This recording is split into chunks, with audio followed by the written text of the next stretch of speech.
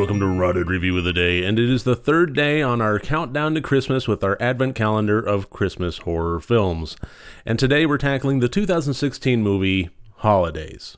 This is an anthology horror that is comprised of 8 segments, each one tackling a specific holiday. So as far as a Christmas horror movie goes, it's actually only one of the segments, but holidays. And I was kind of debating whether or not to just review that one short segment because of the Christmas horror thing, but I figured, you know what, I watched the whole movie. People might want to watch a review of the whole movie. I'm going to review the whole movie. So this is making the entry into the advent calendar of Christmas horror films, but it is not strictly a Christmas horror movie. It actually tackles Valentine's Day, St. Patrick's Day, Easter, Mother's Day, Father's Day, Halloween, Christmas, and New Year's. And I have to say that it's unusual to have as many as 8 short films in an anthology. And honestly, I kind of loosely call this an anthology.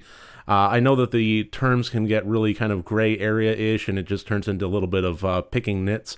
But I would say that this is less of an anthology and more of a compilation. This is actually short stories that are in no way tied into one another, aside from being set around the holidays, that are actually even produced by different companies. So, each one is written and directed by a different, director, writer team, as well as a different producer actually funding the filming of it to be put into this entire movie of Holidays. Regardless, what I ultimately found out about this movie was that most of the segments didn't really work. I mean, insofar as they didn't really pop, there was nothing really that awful special about them.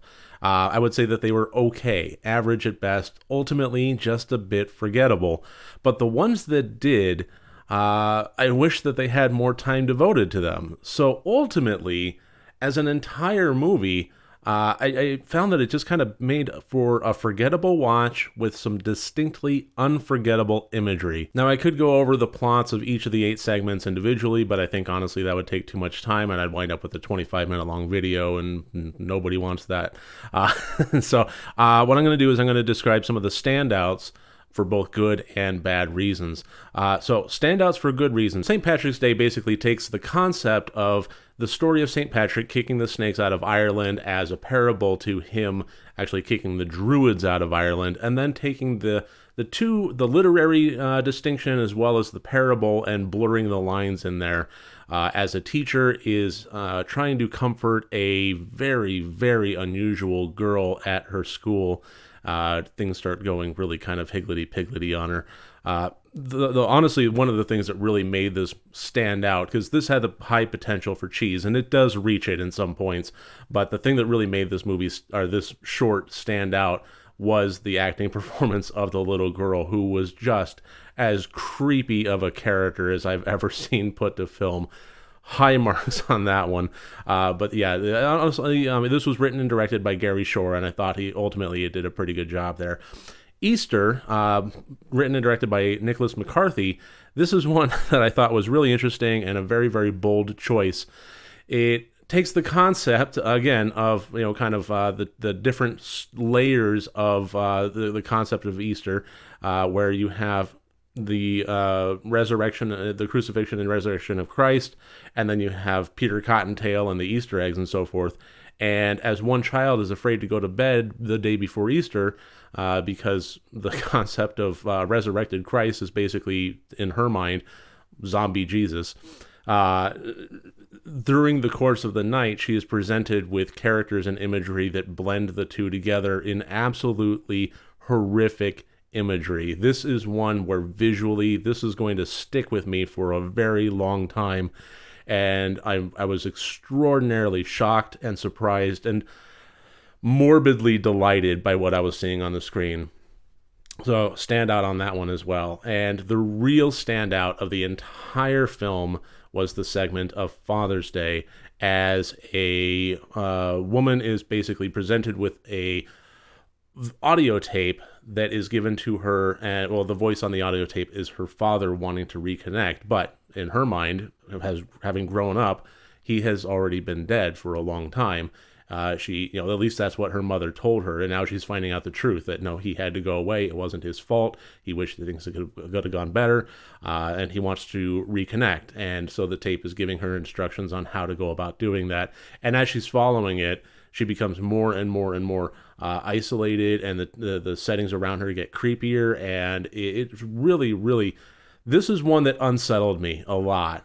Just the way that it's filmed, the cinematography, the imagery, everything about it just really worked together in a beautiful, haunting, cohesive package. Written and directed by Anthony Scott Burns. Big tip of my hat to this one. I would say that the rest of them are forgettable, except one I need to give low marks on, and as much as I hate to say it, as a fan of his, written and directed by Kevin Smith, his segment of Halloween, I thought was the absolute standout dog of this film. There's really no other way to say it. In a compilation, anthology, whatever you want to call it, of short films that were at the very least okay, his was a standout of actually being bad. And it just didn't fit more than anything else. You had a lot of segments in here that had some, a few tongue-in-cheek moments, but for the most part were pretty straight-played horror. Some of it a little campy, again, but straight played horror. And his just relied a lot on juvenile characters and juvenile antics. And although there are movies of his that I appreciate that, this is not an area in which I really found it to be fitting. And the storyline itself was very vapid. The characters were very forgettable. Everything about this just didn't work for me. And when it had the ultimate opportunity to have at least some terrible, haunting imagery on screen, it cut away from it and showed something else in its place. And, okay. So, I don't know. I love a lot of his movies. I love a lot of his efforts. I know that he kind of makes it a point to try different things, and hats off to him on that one. But I know that he can do horror. I really enjoyed Red State. I also know that he can really botch horror. I wasn't that big of a fan of Tusk. What it seems to me is if he wants to engage in the world of horror films, what he really needs to do is tone down the juvenile humor, go all in on the seriousness, and play it straight. Because I think that he has a lot of talent and care and craftsmanship as a director if he matches the tone of the film and the genre that he's trying to, ultimately make. And this is one where I can say that it just doesn't match the tone. And everything about it rolled downhill from there on that one. So, but everything else about it, this film, let's see, Valentine's Day, Mother's Day, Christmas, and New Year's, I thought were ultimately just okay. Nothing really to write home about, nothing really to describe in full detail. And ultimately, I'm going to go and throw up all the scores here last minute. I know, I'm sorry, but as always, 4 different categories, each one worth up to 25 points for a total possible score of 100 points. And this is a little bit of a tough one. Anthologies are always a little bit tough as far as nailing down like a plot score when you take all of them. And then when you have 8 of so many varying qualities and degrees and so forth, it really kind of makes it a little bit difficult to come up with a score that unifies all of them. But I thought about it a long time. I weighed it, I averaged it, I meditated on it, what have you, and ultimately this is what I came up with.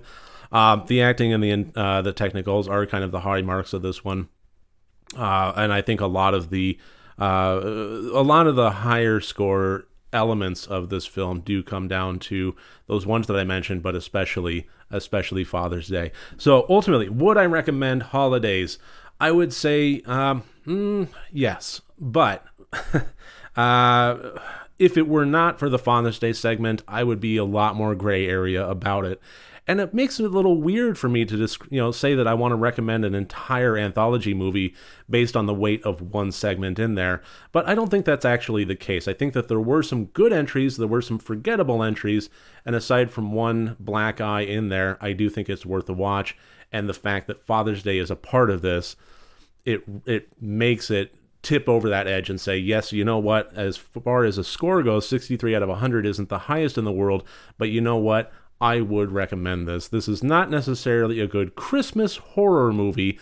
get insofar as only 1/8 of it is actually revolved around Christmas. But I would say that as a horror movie, it is worth watching, and I would recommend it. So that should about do it. That's my review of 2016's Holidays. I really thank you for joining me here today. I look forward to seeing you tomorrow. If you like this video, please click like and subscribe.